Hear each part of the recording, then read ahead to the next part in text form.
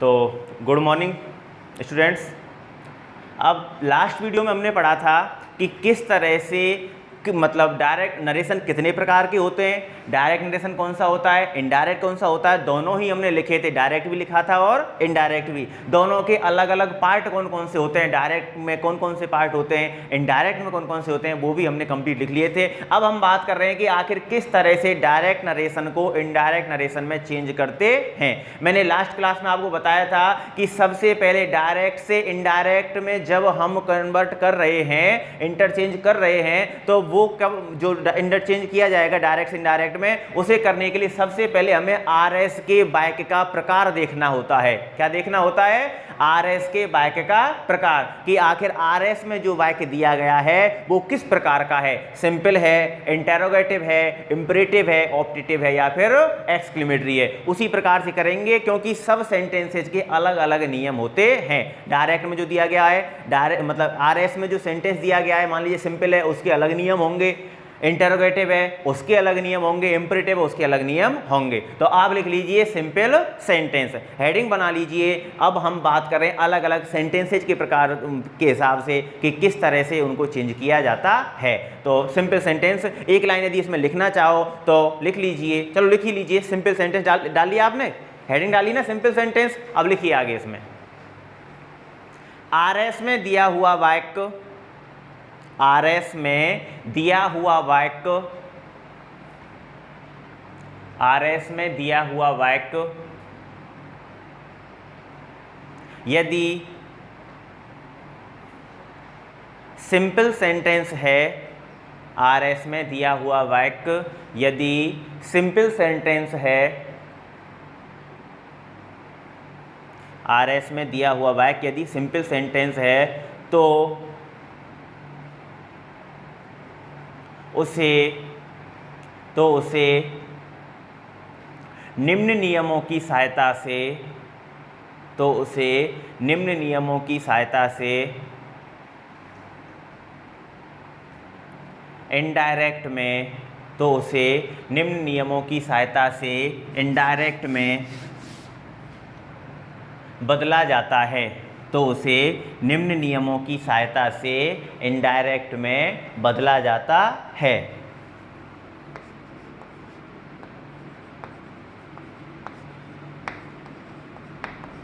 अभी आपको लिखना कुछ भी नहीं है, मैं इस सेंटेंस के हिसाब से आपको बताऊंगा कि किस किस तरह से कौन कौन से चेंजेस करने होंगे। तो सेंटेंस लिख रहा हूं मैं, Pramod said to his brother, Pramod said to his brother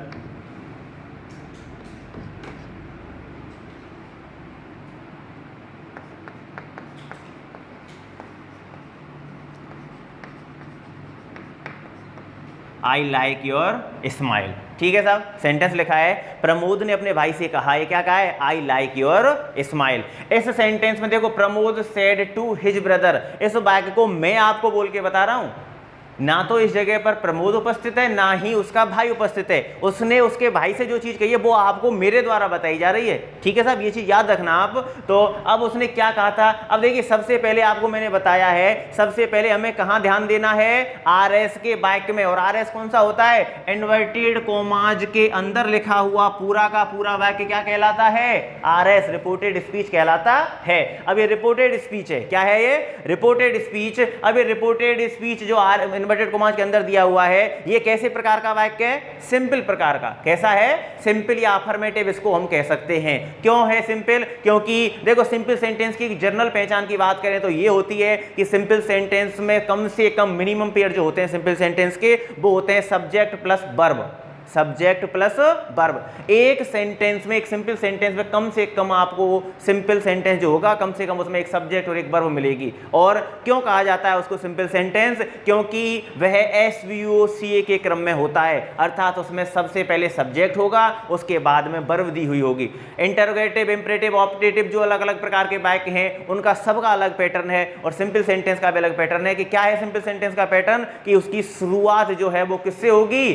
subject से से होगी, किससे होगी, सब्जेक्ट से, और सब्जेक्ट के बाद में वर्ब दी हुई होगी। हेल्पिंग वर्ब है, मेन वर्ब है, वो डिपेंड करती है सेंटेंस में जो टेंस यूज किया गया है उसके ऊपर। लेकिन बात कर रहे हैं हम कि सिंपल सेंटेंस आखिर होता क्या है, कैसे पता चलेगा कि हमें RS में दिया गया बाइक हमारा सिंपल है, तो कैसे पता चलेगा, समझ में आ गया। उसकी शुरुआत किससे होगी, सब्जेक्ट से, किससे होगी, सब्जेक्ट से, और उसके बाद में वर्ब दी हुई होगी। मिनिमम पेयर की बात करें वैसे सेंटेंस में देखो SBOCA के क्रम में सेंटेंस लिखा हुआ होता है। किसमें लिखा हुआ होता है, SBOCA के क्रम में। अब आपको थोड़ा हाई लेवल की चीजें तो वो बाद में बताई जाएगी ये, लेकिन यहां पर बात करें तो कम से कम मिनिमम पेयर की बात करें सिंपल सेंटेंस में तो सब्जेक्ट और वर्ब तो होंगी ही। क्या क्या होगा, सब्जेक्ट और वर्ब। ऑब्जेक्ट भी हो सकता है, कॉम्प्लीमेंट भी हो सकता है, एडवर्बियल भी हो सकता है, ये डिपेंड करता है सेंटेंस कितना बड़ा है, लेकिन कम से कम दो चीजें आपको सब्जेक्ट और वर्ब तो मिलेंगी ही। किसमें, सिंपल सेंटेंस में। तो अब हमने लिख लिया कि डायरेक्ट स्पीच मतलब जो इन्वर्टेड कॉमाज है, इन्वर्टेड कॉमाज के अंदर लिखा हुआ जो वाक्य यदि वो सिंपल है तो उसे किस प्रकार से हमें इंटरचेंज करना होगा, किसमें, इनडायरेक्ट स्पीच में। ठीक है, तो रूल नंबर फर्स्ट लिखिए, अब किस प्रकार से बदलेंगे।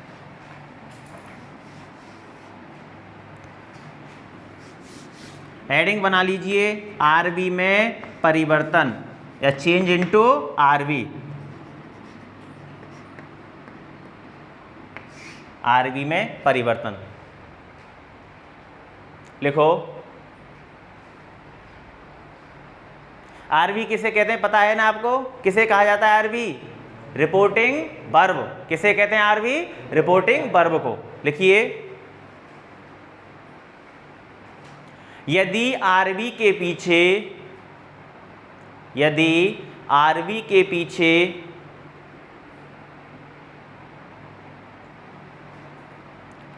कोई ऑब्जेक्ट दिया हुआ है, यदि आरबी के पीछे कोई ऑब्जेक्ट दिया हुआ है, यदि आरबी के पीछे कोई ऑब्जेक्ट दिया हुआ है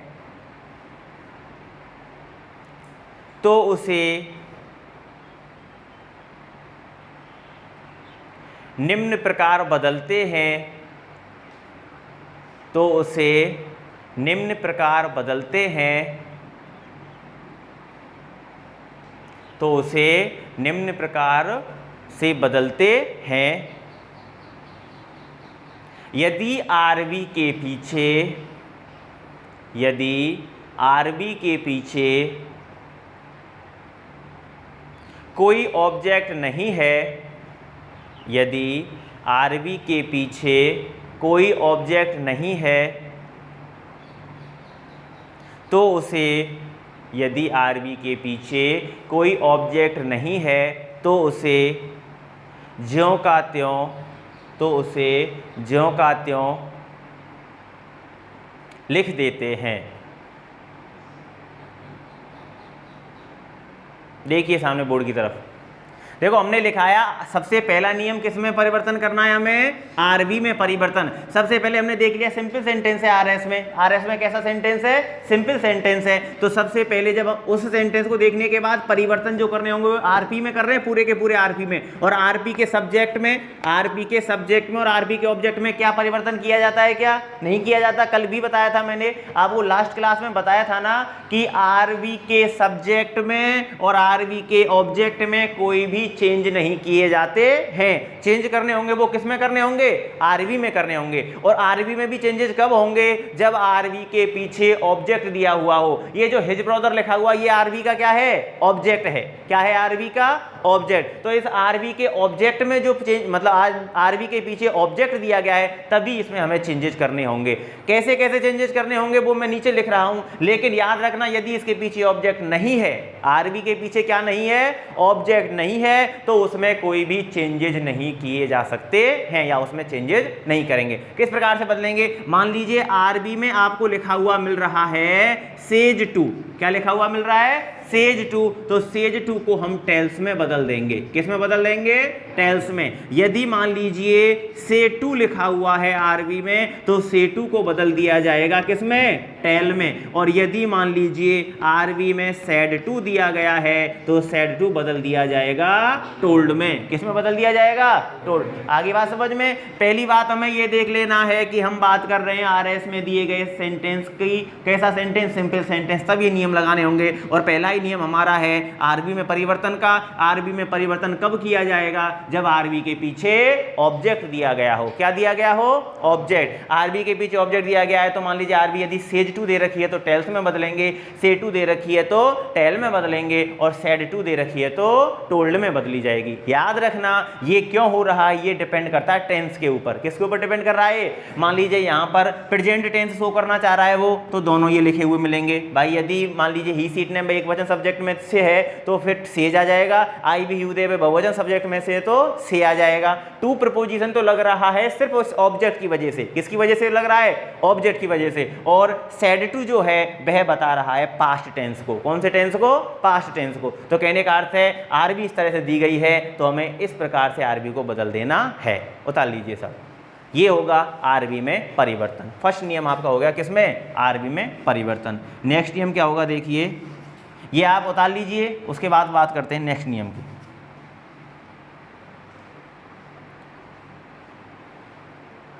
एक चीज आपको समझ में आ गई होगी कि आरबी के सब्जेक्ट में और आरबी के ऑब्जेक्ट में कोई भी परिवर्तन नहीं किया जाता है। कोई चेंजेस नहीं करेंगे। किसमें? आरबी के सब्जेक्ट में और आरबी के ऑब्जेक्ट। थोड़ा फास्ट उतारने की कोशिश करो, बेनिफिट रहेगा आपके लिए।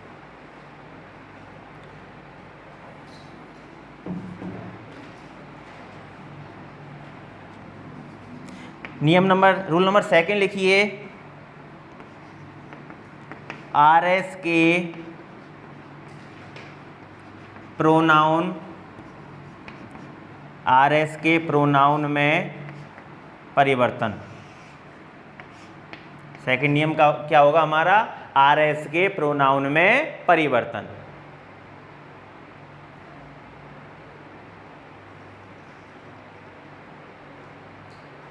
लेकिन आरएस के प्रोनाउन में परिवर्तन करेंगे उससे पहले कनेक्टिव लगेगा कि नहीं लगेगा?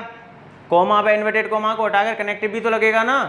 ये लिख लिया क्या आपने सेकंड नियम में? ये जो सेकंड नियम है हम इसको थर्ड नियम भी कह सकते हैं। कैसे कहेंगे थर्ड नियम? जब हम ये बात करेंगे कि कनेक्टिव दैट का प्रयोग करेंगे एक नियम, उसको भी आप मान सकते हो। और चाहो तो नोट डाल करके, बिना नियम माने ही नोट डाल करके लिख लीजिए। एक काम करो, चलो नोट डाल के लिख लीजिए। इसे हम सेकंड नियम ही रहने देंगे, लेकिन आप नोट डाल करके लिख लीजिए कि कनेक्टिव कौन सा लगेगा। आप इस जो सेकंड नियम है भाई, हमें यहाँ पर कोमा व इन्वर्टेड कोमाज को रिमूव करके और कनेक्टिव भी तो लगाना होगा ना। तो बीच में नोट डाल के लिखिए। ये मैंने आपको सेकंड नियम पहले लिखा दिया है, बाकी इसको हम थर्ड नियम भी कह सकते हैं, लेकिन कोई दिक्कत नहीं। नोट डाल के लिख लीजिए आप, उसमें लिखिए नोट डाल के।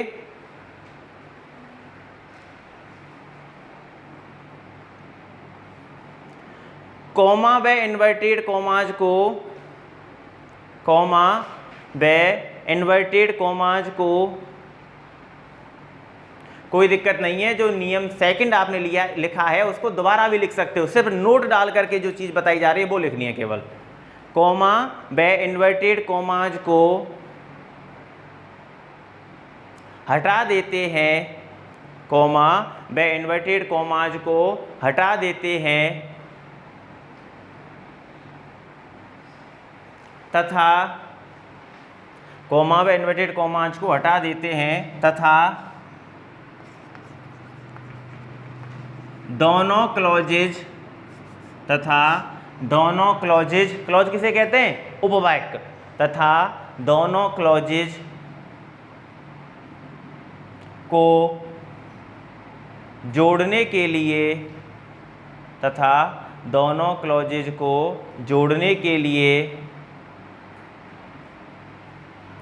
कनेक्टिव, तथा दोनों क्लॉजेज को जोड़ने के लिए कनेक्टिव दैट का प्रयोग करते हैं,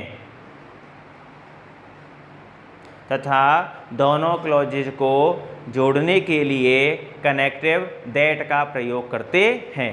चाहो तो इसे नियम सेकंड भी कह सकते हो या फिर नोट डाल करके लिख रहे हो तो भी कोई इसमें दिक्कत नहीं है। क्या लिखा था हमने नोट डाल के कि कॉमा व इन्वर्टेड कॉमास को तो क्या कर देंगे, कॉमा व इन्वर्टेड कॉमास को क्या कर देंगे, हटा देंगे। अब जब दोनों एक चीज देखिए आप, जब हमने ये सेंटेंस लिखा हुआ है Ram said to his brother, क्या लिखा हुआ है, Ram said to his brother, और उसके बाद में कॉमा व इन्वर्टेड कॉमा में लिखा हुआ है आई लाइक योर स्माइल। अब ये जो आई लाइक योर स्माइल है, अब मान लीजिए इस सेंटेंस में और इस सेंटेंस में अभी तो अलग अलग हो रहे हैं सिर्फ कॉमा व इन्वर्टेड कॉमा से। अब मान लीजिए कॉमा व इन्वर्टेड कॉमा को जब हम हटा देंगे तो ये दोनों सेंटेंस अलग अलग नहीं रह पाएंगे ना, नहीं रह पाएंगे। अर्थात कोई तो ऐसी चीज चाहिए कि जो इन दोनों क्लॉजेज को एक साथ करे, एक साथ जोड़ दे, और इसीलिए हम किसका प्रयोग करते हैं, कनेक्टिव का प्रयोग करते हैं। और कनेक्टिव कौन सा लगेगा, दैट कनेक्टिव लगेगा। कौन सा लगेगा, हम बात कर रहे हैं सिर्फ सिंपल सेंटेंस की, जब सिंपल सेंटेंस आरएस में दिया हुआ हो तो कनेक्टिव कौन सा लग जाएगा, दैट कनेक्टिव का प्रयोग करते हैं।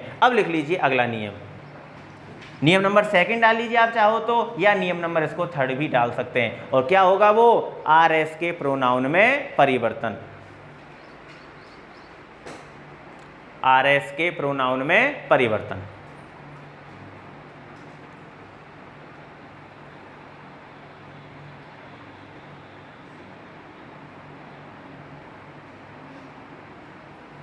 देखो डायरेक्ट से इनडायरेक्ट बनाते समय आर एस के प्रोनाउन में परिवर्तन लिख लिया ना, हेडिंग बना ली ना, उसमें आगे लिखो डायरेक्ट से इनडायरेक्ट बनाते समय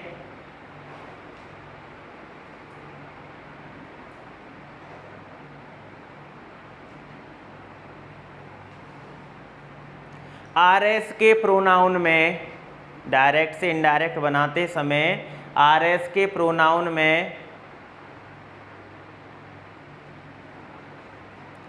परिवर्तन, डायरेक्ट से इनडायरेक्ट बनाते समय आर एस के प्रोनाउन में परिवर्तन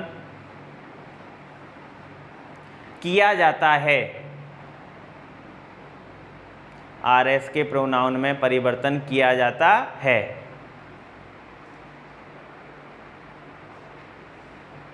आर एस में प्रोनाउन की, आर एस में प्रोनाउन की जो भी फॉर्म, आर एस में प्रोनाउन की जो भी फॉर्म, फॉर्म से अर्थ है यहाँ पर, एक सेकंड रुकिए, फॉर्म से अर्थ है यहाँ पर सब्जेक्टिव, ऑब्जेक्टिव, पजेसिव, ठीक है, या रिफ्लेक्सिव। आर एस में प्रोनाउन की जो भी फॉर्म है, चाहे सब्जेक्टिव फॉर्म है, ऑब्जेक्टिव फॉर्म है, पजेसिव एडजेक्टिव है, चाहे पजेसिव प्रोनाउन है, और चाहे रिफ्लेक्सिव फॉर्म है, प्रोनाउन की जो भी फॉर्म है उस सब को हमें बदलना होगा, ठीक है। तो हमने क्या लिखा था कि आर एस में प्रोनाउन की जो भी फॉर्म, यहां तक लिखा था ना, जो भी फॉर्म दी हुई है, जो भी फॉर्म दी हुई है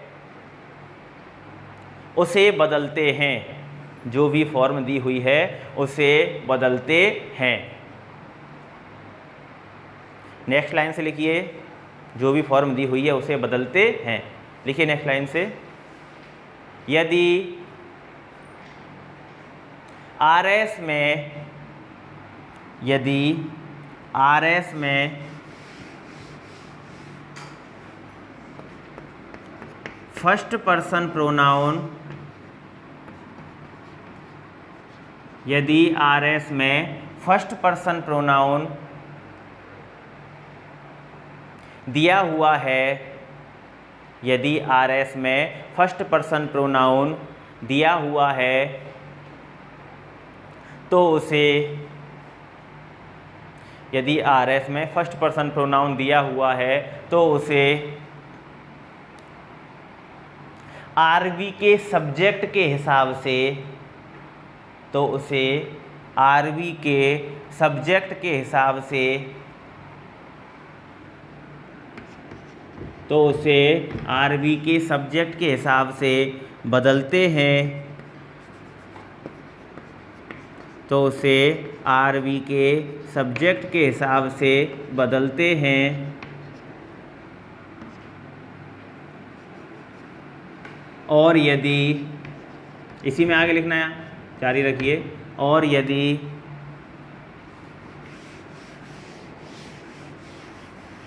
आर एस में और यदि आर एस में सेकंड पर्सन प्रोनाउन और यदि आर एस में सेकंड पर्सन प्रोनाउन दिया हुआ है और यदि आर एस में सेकंड पर्सन प्रोनाउन दिया हुआ है तो उसे सेकंड पर्सन प्रोनाउन दिया हुआ है तो उसे आरबी के ऑब्जेक्ट के हिसाब से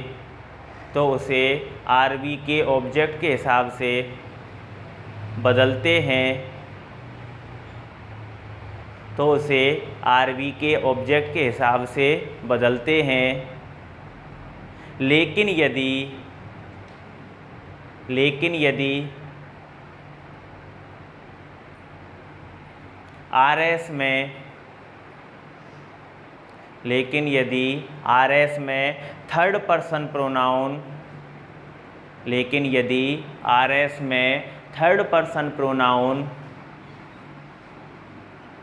लेकिन यदि आर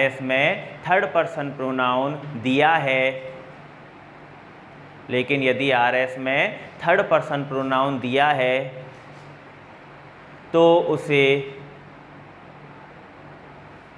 ज्यों का त्यों लिख दिया जाता है, अर्थात नो चेंज, तो उसे ज्यों का त्यों लिख दिया जाता है। एक सेकंड बोर्ड की तरफ ध्यान दीजिए सबके सब।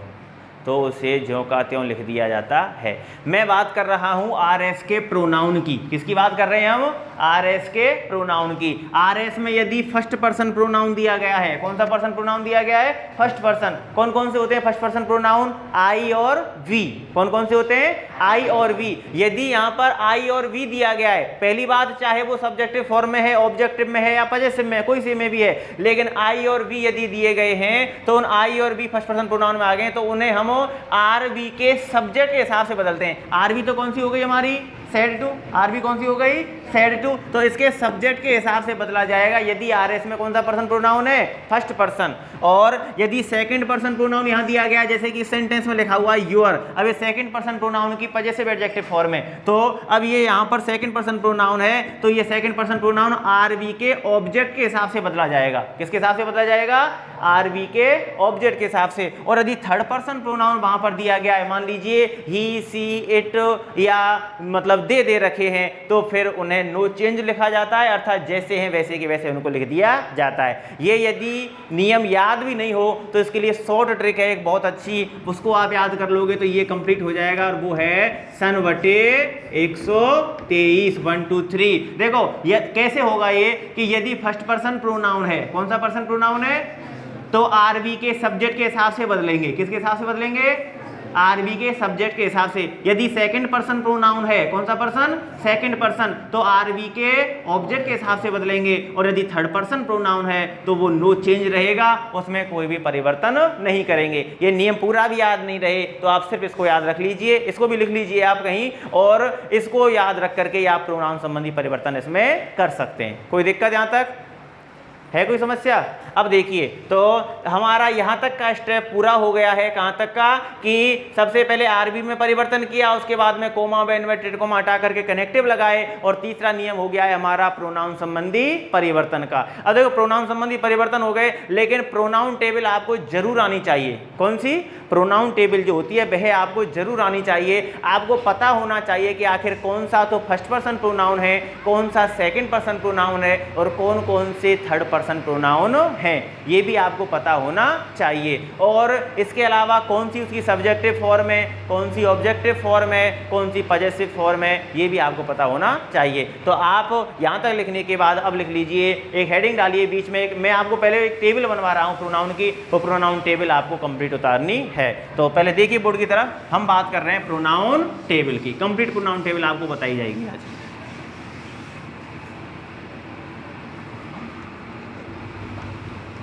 प्रोनाउन टेबल कंप्लीट आपको बनवा रहा हूं मैं। इसमें सब्जेक्टिव, ऑब्जेक्टिव, पजेसिव सब प्रकार की फॉर्म इसमें दी हुई होंगी प्रोनाउन की। लिखना नहीं है, पहले देख लेना, उसके बाद ही आप इसको बनाना। सबसे पहले बात कर रहे हैं हम यहाँ पर person.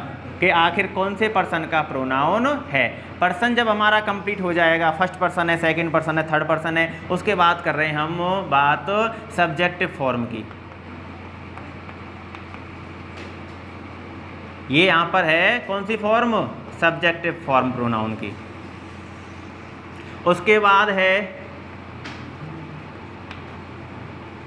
Objective form,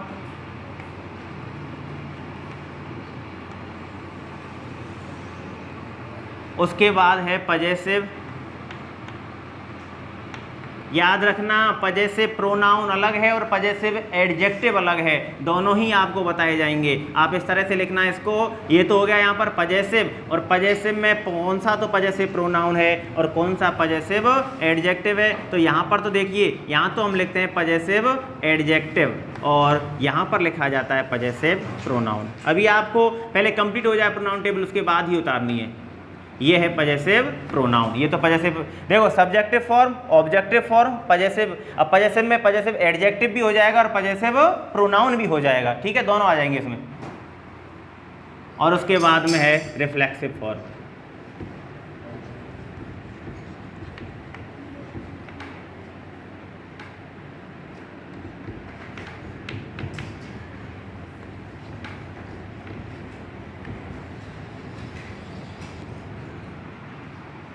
reflexive form pronoun की कौन सी होगी?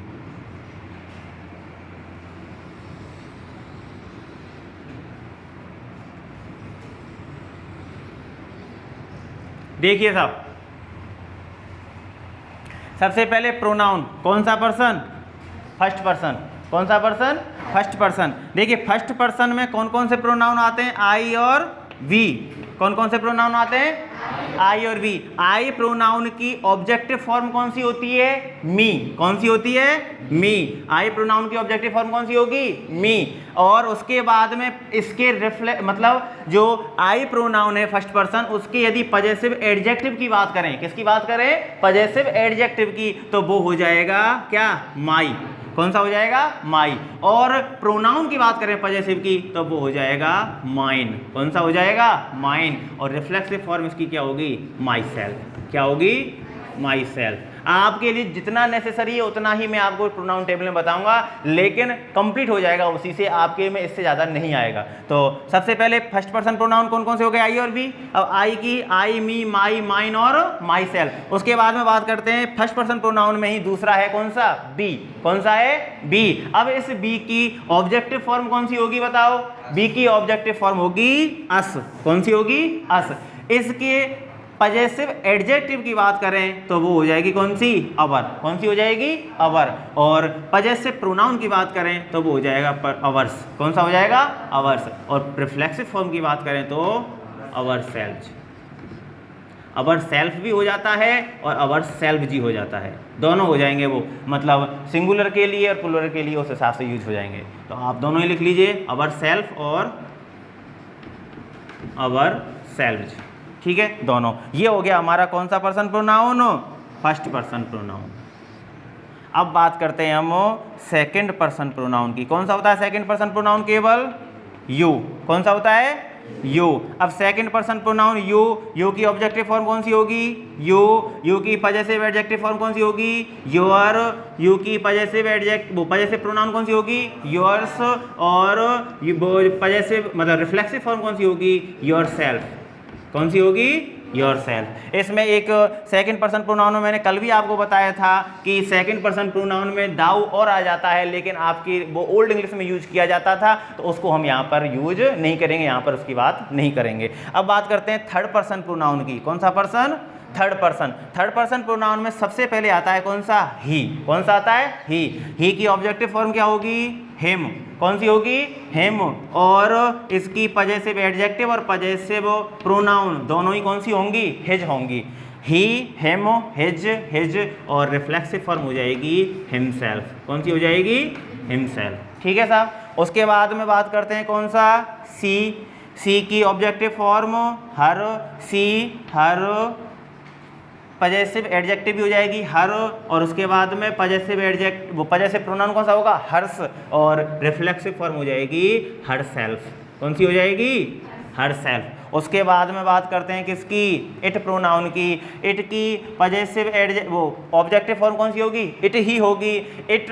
अब याद रखना एक चीज कि यहाँ पर इट की जो पजेसिव एडजेक्टिव फॉर्म है वो नहीं होती है, इट की पजेसिव एडजेक्टिव फॉर्म नहीं होती है। और यहाँ पर पजेसिव एडजेक्टिव फॉर्म तो इट की इट्स हो जाएगी, लेकिन पजेसिव प्रोनाउन इट का नहीं होता है। और इसकी यदि हम बात करें रिफ्लेक्सिव फॉर्म की, तो रिफ्लेक्सिव फॉर्म हो जाएगी कौन सी, इटसेल्फ। लास्ट बचा हमारा कौन सा, दे प्रोनाउन। कौन सा, दे की ऑब्जेक्टिव फॉर्म हो जाएगी कौन सी, देम। इसकी पजेसिव एडजेक्टिव फॉर्म हो जाएगी देयर, और पजेसिव प्रोनाउन हो जाएगा देयर्स, और जो इसकी रिफ्लेक्सिव फॉर्म है वो होगी देम सेल्फ। देम सेल्फ भी हो जाएगी और देम सेल्फ जी हो जाती है, आप सिर्फ देम सेल्फ लिख लीजिए इसको। और ये आपकी इस तरह से कंप्लीट प्रोनाउन टेबल हो गई है।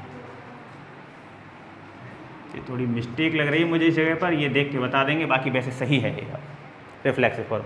ये है इधर प्रोनाउन, पर्सन प्रोनाउन के, इधर हैं उनकी फॉर्म्स, और इधर है यहाँ पर ये सब्जेक्टिव फॉर्म है, ये ऑब्जेक्टिव है। ये यहाँ पर पजेसिव दो प्रकार की होती है, पजेसिव एडजेक्टिव भी होता है और पजेसिव प्रोनाउन भी होता है। इस तरह से लिखना है आपको जिस तरह से मैंने बनाए हैं। इसमें तो पजेसिव एडजेक्टिव फॉर्म है और इसमें क्या है, पजेसिव प्रोनाउन, और ये है रिफ्लेक्सिव फॉर्म। ठीक है साहब, ये आप कंप्लीट उतार लीजिए।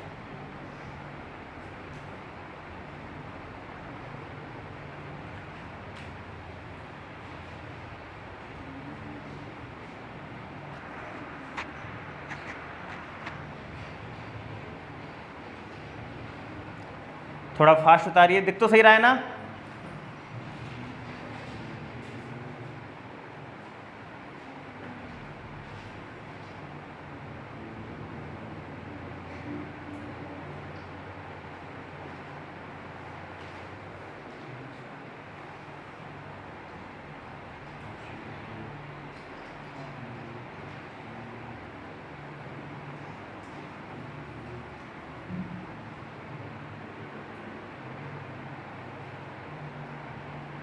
ये प्रोनाउन टेबल आज के आज ही याद हो जानी चाहिए, जिससे कि आपको पूरे नरेशन में कोई भी समस्या नहीं आए।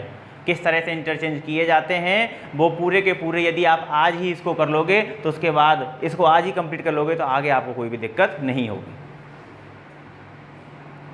जिस तरह से मैंने बनाई है ठीक उसी प्रकार से आपको भी प्रोनाउन टेबल बनानी है कंप्लीट।